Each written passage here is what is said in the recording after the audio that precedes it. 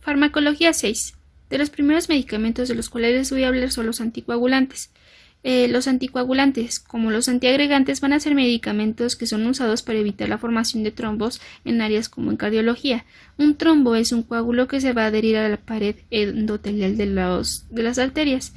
En este momento, la cascada de coagulación se va a activar en la circulación que viaja y va a tapar una arteria importante o va a terminar de tapar una placa eritematosa ya preformada. Sirven para la prevención de eventos cerebrovasculares, infarto agudo del miocardio, necrosis de tejidos irrigados y trastornos hemorrágicos. Es un mecanismo muy importante recordar la agregación plaquetaria y la formación del trombo. Principalmente, la agregación de las plaquetas se va a dar cuando hay un tejido que está expuesto, en este caso el endotelio, que va a tener una capa de colágeno. La capa de colágeno se va a adherir gracias al factor de von Willebrand, que es indispensable para la agregación, para la adhesión plaquetaria en nuestro endotelio. Ahora, una vez ya está adherida nuestra plaqueta, va a haber cambios conformacionales y producción de moléculas que van a activar a otras plaquetas, como las citocinas, sustancias vasoconstrictoras como tromboxanos, trombina y también el ADP, que va a activar pues a otras plaquetas para poder agregarse entre estas. Esta adhesión y toda esta producción de moléculas va a generar un cambio o una mayor producción de calcio intracelular que genera un cambio conformacional en la célula. Este cambio conformacional va a dar como resultado la expresión genética de receptores GP2B y GP3A, que van a ser importantes para formar un puente de fibrinógeno para unirse con otras plaquetas. Todos estos cambios conformacionales también van a dar como resultado la activación de la fosfolipasa A, que desencadena la producción de ciclooxigenasas, tromboxanos y leucotrienos. Una vez muchas plaquetas se hayan agregado, van a formar el tapón o el coágulo, que es peligroso al estar en una arteria. Ahora, para evitar esto, se recomiendan el uso de medicamentos de antiagregantes y anticoagulantes. Pero ¿cuál es su diferencia entre estos dos? Básicamente va a ser el mecanismo de acción que efectúan y también en dónde lo efectúan. Si bien la hemostasia primaria es cuando hay reclutamiento y activación para formar el tapón plaquetario, y la hemostasia secundaria es cuando ya hay una activación del sistema de coagulación con el objeto de formar fibrina. Para más fácil, los anticoagulantes van a retardar la coagulación de la sangre, mientras que los antiagregantes van a evitar la adhesión de las plaquetas para formar el tapón. Dentro de estos medicamentos de los antiagregantes vamos a tener a la aspirina, al ditasol y al clopidogrel, mientras que los anticoagulantes a la heparina, la warfarina, antagonistas del factor A, del factor desactivado e inhibidores de la trombina. Dentro de los anticoagulantes vamos a tener a la heparina, que va a tener como subtipos, de las cuales encontramos la heparina de bajo peso molecular, la no fraccionada y los pentasacáridos. Estas sustancias van a provenir de la naturaleza y van a efectuarse principalmente sobre la cascada de la coagulación, ya que la antitrombina 3 y el factor 10 activado se van a unir. La antitrombina normalmente lo que hace es inactivar al factor 10 activado en la cascada de coagulación, y gracias a la heparina va a haber una potencialización de este mecanismo, evitando así la formación de un coágulo. Está indicado para enfermedades tromboembólicas, cirugía cardíaca y puente heparínico decumarínicos, es decir, cuando a un paciente se le va a administrar warfarina, debe de tener al menos de 2 a 4 días la administración de heparina para hasta que llegue como a la potencia o a la función que tiene la warfarina. Dentro de sus dosis va a ser subcutánea, es decir, inyectada en una dosis inicial de 5.000 unidades internacionales, seguida de una dosis de 10.000 unidades internacionales. Después de agregar esta dosis, se debe de administrar una solución de 8.000 unidades internacionales cada 8 a 12 horas. Esta se va a distribuir principalmente en lipoproteínas de baja densidad, globulinas y fibrinógeno, y se va a eliminar principalmente por el sistema retículo endotelial y una pequeña parte por la orina. Básicamente lo que van a hacer es inactivar el factor 10 activado de la vía común de la cascada de coagulación para evitar la formación de protrombina, trombina y la formación del coágulo de fibrina. En este caso estamos hablando de una heparina que es un pentasacárido, que es el fondaparinux. Ahora, la gran diferencia entre heparina y warfarina es en qué momento de la cascada de coagulación van a actuar. Si bien en la warfarina va a actuar inhibiendo los factores 10, 9, 7 y 2, que son vitamina K dependiente. La vitamina K va a ser indispensable también para la cascada de coagulación y básicamente pues va a inactivar estos factores, el 9, el 10, el 7 y el 2 pues en este esquema no está. Dentro de sus indicaciones pues también está el tromboembolismo venoso, enfermedades procoagulantes y se debe de administrar de una dosis por vía oral de 5 a 10 miligramos al día. Y su metabolismo va a ser hepático. Debemos de tener cuidado con este tipo de medicamentos de evitar alimentos que contengan vitamina K, como las nueces, el hígado o hojas verdes. Ahora, dentro de los antiagregantes, el más usado es la aspirina Protec. Si bien sabemos, la aspirina es un antiinflamatorio no esteroideo, pero tiene un efecto antiagregante, ya que va a inhibir de manera irreversible las ciclooxigenasas de las plaquetas. ¿Qué obtenemos con la inhibición de la ciclooxigenasa? Bueno, pues va a evitar la síntesis de precursores de tromboxanos, que son moléculas importantes para activar a otras plaquetas. Dentro de sus indicaciones también está reducción del infarto de miocardio, la enfermedad vascular cerebral, tromboembolismo después de cirugía, profilaxis de trombosis venosa profunda. La dosis recomendada está entre 75 y 325 miligramos al día y dentro de sus contraindicaciones está en pacientes con insuficiencia renal, insuficiencia hepática y último trimestre del embarazo y también cuando hay hipersensibilidad al medicamento. Y ahora el clopidogrel. Este va a inactivar los receptores de ADP, que es una sustancia que activa a otras plaquetas. Al activar los receptores de esta molécula, pues va a inhibir también la expresión genética de los receptores de GP3A y GP2B para evitar el puente de fibrinógeno para la agregación plaquetaria y así evitar la formación del coágulo. Está indicado para episodios vasculares isquémicos en pacientes con riesgo de ictus, infarto de miocardio y también enfermedad arterial periférica. Esta debe de tomarse en una cantidad de 75 miligramos una vez al día y tarda a hacer efecto entre unos 3 a 5 días. LDL, triglicéridos y concentraciones bajas de lipoproteínas de baja densidad. Las dislipidemias se van a presentar dependiendo de 4 factores: la genética, el metabolismo, la dieta y el ejercicio. Es característico de pacientes, por ejemplo, que tienen una dieta rica en grasas, rica en colesterol, en triglicéridos, en carbohidratos, y pues también en personas que son mayormente sedentarias, que no realizan ejercicio. Dentro de los rangos normales del colesterol total es menor a 200 miligramos, en triglicéridos menor a 150 miligramos, en lipoproteínas de alta densidad 40 miligramos, más de 40 miligramos, es decir, estamos hablando del colesterol bueno, por así decirlo, y las lipoproteínas de baja densidad menores a 130 miligramos. Nosotros vamos a determinar cómo es que va a ser el metabolismo de estas lipoproteínas.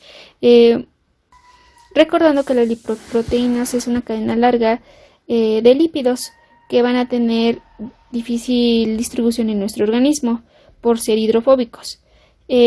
Cuando tiene menos de 12 carbonos hay una posibilidad de unión a la albúmina y que también se ha degradado hepáticamente, mientras que una cadena de lipoproteínas es mayor a 14 carbonos, se va a empaquetar en kilomicrones.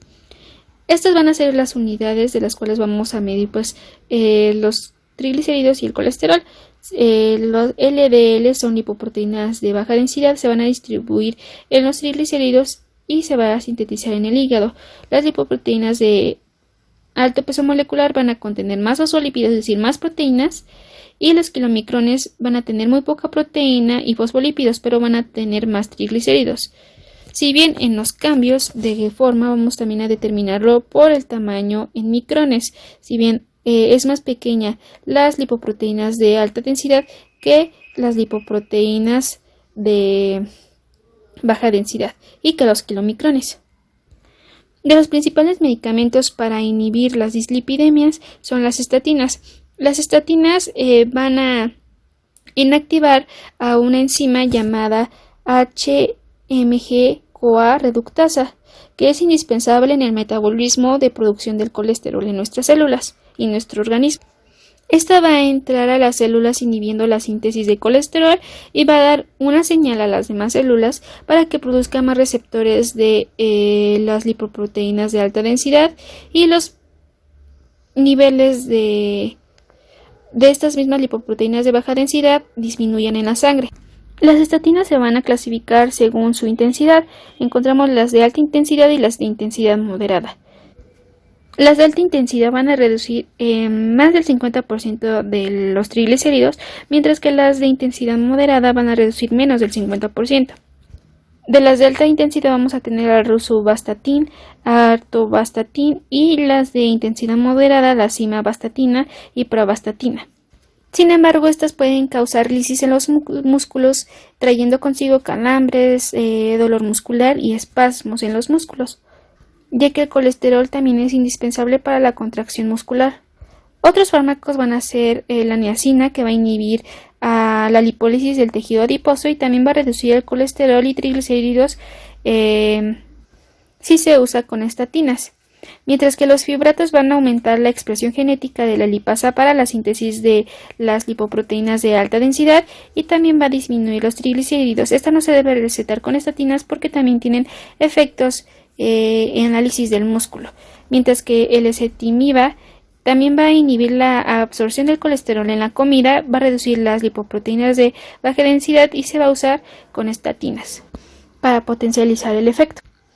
Ahora, los medicamentos utilizados para el tratamiento de enfermedades óseas como los bifosfonatos van a ser específicamente para enfermedades como la osteoporosis, donde hay una pérdida progresiva y paulatina de la masa ósea. Principalmente esta enfermedad se presenta mediante la menopausia, ya que hay como un cóctel muy alterado de las hormonas femeninas en este mecanismo o en este efecto biológico que es la menopausia, produciendo así pues la fractura de la cabeza del fémur, es decir, de la cabeza o de la corona clínica de nuestro hueso que tiene inserción con otros en la cadera.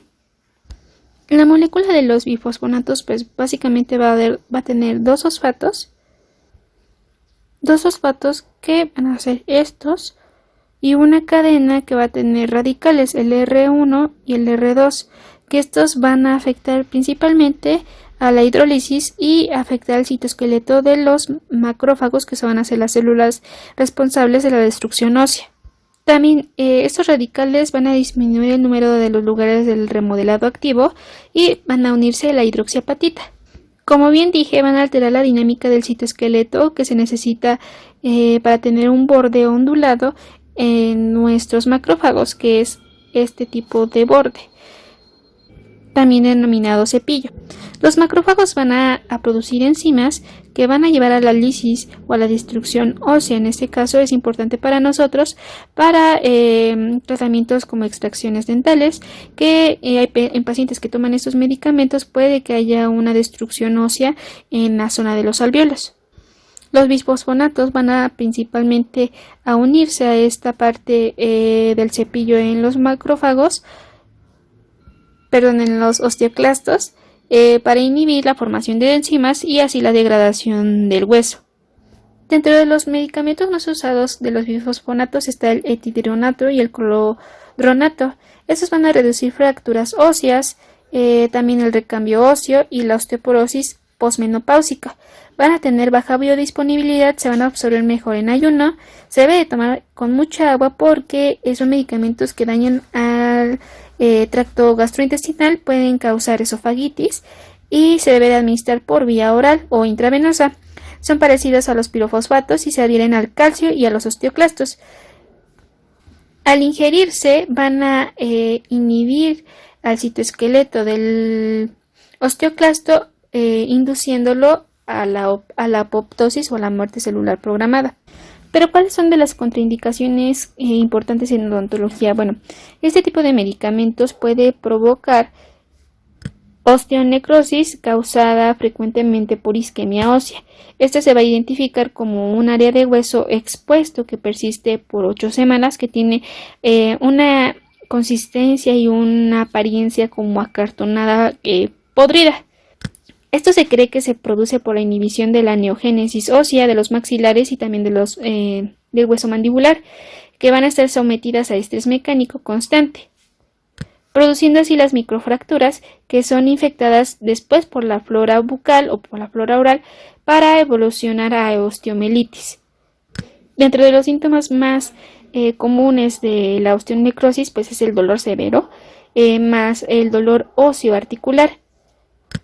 También no van a dejar cicatrizar al hueso, ya que se tiene una hipótesis de que pueden inhibir algún conjunto de genes de RAS que van a controlar el citoesqueleto, la proliferación y diferenciación de células óseas, la adhesión, la migración celular y la inhibición de los receptores de RAN, que son importantes para la cicatrización y remodelación ósea.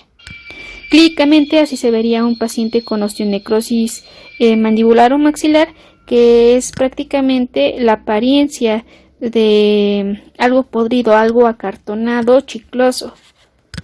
Ahora vamos rápidamente con el eje hipotálamo hipófisis tiroides. La tiroides va a ser una glándula que se encuentra en el cuello, que va a tener forma de mariposa. Esta va a producir hormonas como T4 y T3, que van a ser importantes dentro del metabolismo de nuestro organismo, o sea, de las personas, y también con factores de crecimiento.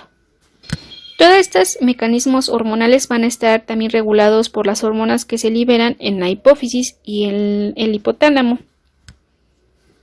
Si bien el hipotálamo va a secretar la hormona tiroliberina, la tiroliberina va a estimular la adenohipófisis para que secrete tirotropina. Esta tirotropina va a estimular a la glándula tiroides para que secrete hormonas tiroideas, que son T3 y T4, que son dependientes del yodo. Estas van a estimular al metabolismo de la mayor parte de las células de nuestro cuerpo, y la hormona tiroidea también puede inhibir la liberación de tirotropina cuando hay una concentración muy grande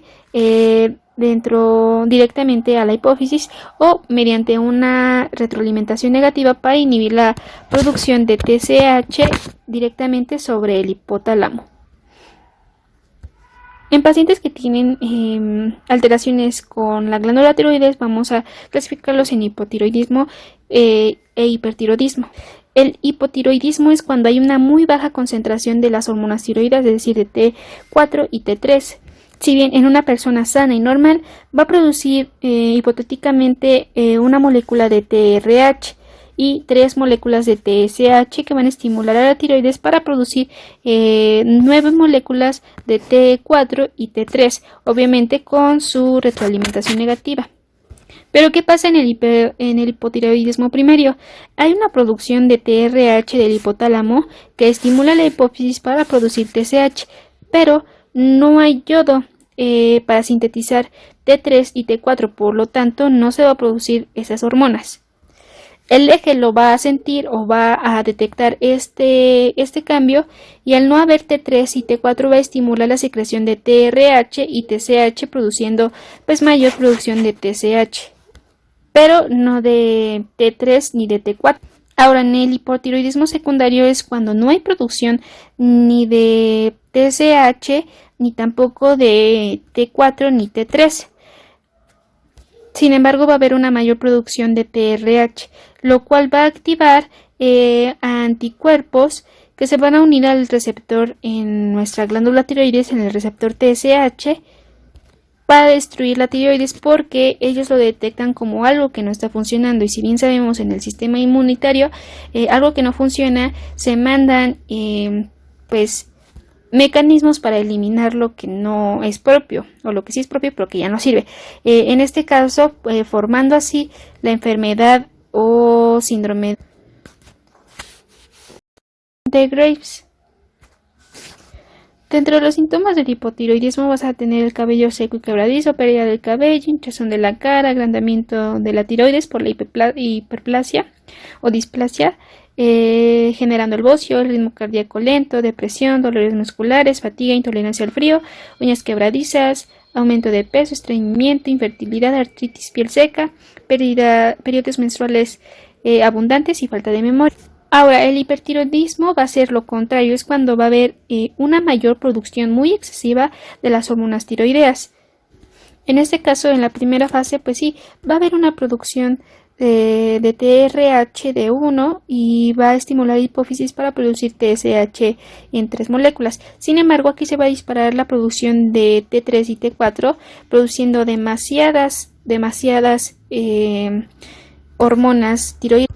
Este aumento de hormonas tiroideas va a provocar la mayor producción de anticuerpos que van a dañar a la tiroides, mientras que en la segunda fase pues no va a haber una producción de TRH ni TSH, pero sí una gran cantidad de T3 y T4, aumentando aún más la producción de las inmunoglobulinas que van a atacar a la tiroides. Ahora, ¿qué pasa con el hipertiroidismo secundario? Es cuando no hay producción de TRH en el hipotálamo por presencia de un tumor que manda la señal a la hipófisis y va a ordenar que produzca TSH y provocando el aumento de T3 y T4. Que en estos casos son más raros, sin embargo sí llegan a pasar y son muchísimo más peligrosos. Síntomas del hipertiroidismo vamos a tener los problemas con la pérdida del cabello, aumento de la transpiración, aumento del tamaño del hígado, náuseas, vómitos, diarrea, intolerancia al calor, ritmo cardíaco anormal, ojos saltones, bocio y producción excesiva de las hormonas y también un bajón en la libido amenorrea, es decir, falta de la menstruación. Dentro de los fármacos que van a alterar la tiroides y que se van a utilizar para el control de estas enfermedades va a ser la levotiroxina, que va a ser la forma sintética de la tiroxina T4, usando como reemplazo hormonal, ya que pues no hay producción en el hipotiroidismo. Este va a transformarse en T3 y también va a absorberse en el duodeno con una acción de 3 a 5 días. Tiene una elevada unión a proteínas del 99%, una vida media de 7 días y se recomienda en dosis por la mañana. La ingesta de calcio también puede afectar la absorción de este medicamento y a la glucemia. Ahora, el metamizol es un medicamento antitiroideo que es para el hipertiroidismo, que va a inhibir la enzima tiroperoxidasa, la cual une a T3 con la inmunoglobulina con un yodo, es decir, va a ser como el mediador para la unión de las inmunoglobulinas que destruyen a nuestra glándula tiroides. Ahora hablemos del SARS-CoV-2 o COVID-19, que es el virus que pues, nos ha dado en la torre en estos momentos a partir de finales de 2019, 2020 e inicios de 2021. Dentro de las prevalencias hasta el día de ayer hubo 1.79 casos que dieron positivo, 152.000 muertes y 1.535 millones de personas recuperadas solamente en la Ciudad de México, sabiendo que pues es un problema global a nivel mundial en que todos los países estamos sufriendo ahorita sobre esta contingencia. Si bien el COVID es una enfermedad infecciosa causada por el virus SARS-CoV-2, cuyo genoma es una molécula de RNA de cadena sencilla y polaridad positiva. Dentro de los síntomas podemos encontrar tos, fiebre, dificultad respiratoria, dolor de garganta, cuerpo cortado, dolor de cabeza, pérdida de gusto y de sabor, así también como complicaciones de vías respiratorias, linfoma de Hodgkin, que apenas se reportó un caso, y en varios casos de niños, síndrome de Kawasaki por la inflamación. Ahora vamos a ver un poquito más adelante por qué la inflamación. Hablando estructuralmente sobre el virus, vamos a tener pues un virus que tiene una cadena monocatenaria de RNA que es sencillo, que va a codificar a 4 proteínas principales, como lo es la proteína M, que es de la membrana glucoproteica, la proteína E, que se refiere a la envoltura, la spike o espina, y la proteína N, que se refiere a la nucleópside. Si bien su transmisión ya se tiene muy clara, es a través de secreciones de personas infectadas, principalmente por las gotitas de saliva que entran en contacto con las mucosas como las vías aéreas, ojos, nariz, boca, y aquí nace lo de la sana distancia. Las gotitas con menos de 5 micras, a menos de 1 metro de distancia, van a permanecer hasta por un tiempo de 17 minutos, mientras que gotitas de más de 5 micras van a permanecer en el aire por tiempos de periodos largos. Ahora, ¿cuál es la patogenia de este virus? Principalmente va a haber interacción con la proteína S o spike que sobresale del virus, que se va a fusionar con la membrana de las células que contienen la enzima convertidora de angiotensina 2, que está presente principalmente en riñón, corazón y pulmones, y dentro de estas están las contraindicaciones o mayor riesgo en personas que sufren de hipertensión, enfermedades respiratorias o renales. Ahora, a nivel respiratorio, pues también va a haber una afectación de las células alveolares tipo 2 o los neumocitos tipo 2 y tipo 1. Hay dos posibles vías de introducción o de virulencia del COVID, la vía dependiente de TMPRSS2 y la vía independiente. Si bien la proteína S del virus se va a unir al dominio catalítico de la enzima convertidora de angiotensina 2, que es este. La unión del virus con la ECA desencadena un cambio conformacional de la proteína S del coronavirus, permitiendo así la degradación proteolítica por la serina proteasa TMPRSS2, exponiendo una subunidad de la proteína que permite su fusión, y la membrana celular facilita el ingreso del virus en el interior de la célula huésped, generando que la cadena de RNA comience a generar la cadena de DNA virulenta. Si bien en el esquema lo podemos observar, la proteína S o spike se une al receptor de la enzima convertida en angiotensina 2 y progresivamente va a unirse o va a fusionarse la membrana y va a liberar el RNA. Ahora, la vía independiente no implica una activación de la TMPRS2. En este caso, tras la unión del virus con el receptor de la enzima angiotensina, va a formar un endosoma dentro de la cual las proteínas es clivada y actúa por la cisteína proteasa catepsina L dependiente. Una vez que el virus ya está introducido por medio de un endosoma, va a generar que la enzima convertida de angiotensina se clive sobre el virus. Esta va a tener una gran importancia, esta molécula que se llama ADAM17, que es una proteína transmembranal desintegrina y metaloproteinasa 17. Cuando hay bajos niveles de la enzima convertidora de angiotensina 2 durante el COVID, la proteína ADAM17 va a desempeñar un rol esencial en el daño pulmonar al promover la eliminación de ECA2. Como bien podemos ver en este esquemita, ADAM17 promueve a que el virus clive y elimine todos los receptores de la enzima convertidora de angiotensina 2. Una vez que el virus ataca, va a aumentar una producción de interleucina 6, lo que va a provocar vasodilatación periférica. Por eso es que en pacientes hay baja presión arterial e insuficiencia respiratoria, porque al haber una vasodilatación periférica va a producirse edema. Y por ejemplo, en este caso, en el vaso que ya tiene el virus, va a haber un espacio muchísimo más grande para el intercambio de oxígeno entre lo que es el vaso y la superficie del alveolo, produciendo que haya problemas respiratorios y también el descenso de la presión arterial cuando actúa sobre los receptores de la enzima convertida de angiotensina 2 en el endotelio vascular. Si bien para tener precauciones en la oxigenación se requiere para niveles de oxigenación normal que esté más por arriba de 90. Ahora, si hay menos de 90 ya hay una hipoxia cerebral y la frecuencia cardíaca debe de ser de menor de 30 respiraciones por minuto. Va a haber 3 fases del COVID. La fase temprana, que es cuando hay la replicación viral, hay un efecto citopático directo y también va a haber respuesta inmune. En la fase pulmonar es cuando ya hay una mayor activación inmune, hay una reducción de la viremia, pero hay una cascada de citoquinas. Y en la fase hiperinflamatoria es cuando ya hay una insuficiencia inorgánica y es cuando en este momento se requiere que a los pacientes se les conecte con oxígeno o que se intuben. Ahora, este es como el protocolo o el seguimiento de la viremia. Sin embargo, actualmente se está haciendo los protocolos para la colocación de la vacuna y también de la producción de medicamentos que tienen que ver específicamente con la proteína S, Spike. Ahora, el asma es una enfermedad crónica multifactorial en la que se produce una obstrucción reversible del flujo aéreo. Va a producir inflamación en el tejido o en el músculo liso de las arterias y las venas que llegan a nuestros pulmones. ¿Por qué multifactorial? Bueno, es multifactorial porque puede ser causada por una alergia,